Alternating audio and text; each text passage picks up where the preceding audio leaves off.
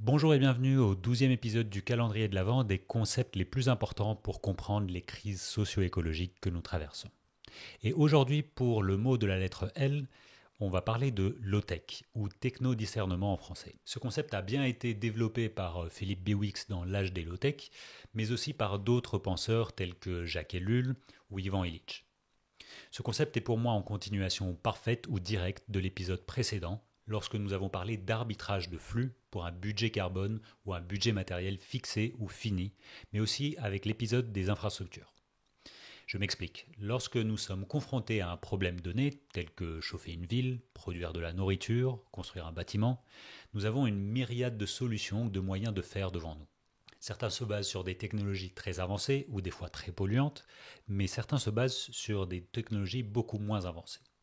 Par exemple, pour produire 1 kilo de nourriture, nous pouvons soit utiliser quelques outils primitifs, sans entrants artificiels tels que les pesticides, engrais artificiels, semences industrielles, sans motorisation et avec des connaissances agronomiques poussées qui nécessitent de la main-d'œuvre. Ou d'un autre côté, nous pouvons utiliser des énergies fossiles peu chères pour fabriquer des engrais, nourrir des machines et des sols, mais en perdant la relation intime et contextualisée avec le sol. Nous pourrions répéter cet exercice pour le secteur de la construction. Par exemple, pour construire une maison ou un bâtiment, nous pouvons utiliser des matériaux bio et géosourcés locaux, réemployer des matériaux de construction et inclure des principes bioclimatiques, qui vont certainement nécessiter beaucoup de connaissances et de main-d'œuvre. Ou au contraire, nous pourrions utiliser des matériaux hautement carbonés, tels que le ciment, le béton, l'acier, l'isolation fossile, en utilisant un plan standard et répété. Ces deux extrêmes présentent deux visions du monde bien différentes de notre rapport à la puissance, à la finitude des ressources, aux soins, à la main-d'œuvre, à l'emploi, au territoire et à plein d'autres sujets. Notre rapport à la technique et à la technologie ne doit pas se résumer au débat stérile entre être technosolutionniste ou amiche. Nous devons remettre au centre du débat la vision du monde permise et mise en avant par une certaine technologie. Il est sûr que grâce à l'énergie fossile et à la mécanisation, nous avons pu sortir de conditions de vie très difficiles et pénibles. Personne ne peut nier cela. Mais nous avons peut-être basculé dans l'excès. Peut-être qu'il serait le temps de faire le bilan de quelles technologies et techniques sont encore viables et produisent réellement des bienfaits sociétaux et écologiques.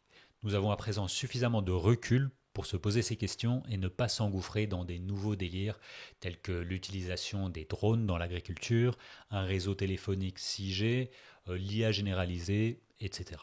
Reposons-nous la question de si nous voulons faire disparaître l'artisanat, la paysannerie, la réparation au profit de la mécanisation et par conséquence de la tertiarisation de l'économie.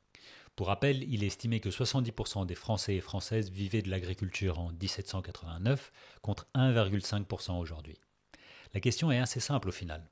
Où plaçons-nous le curseur entre travail et emploi humain versus travail des machines ?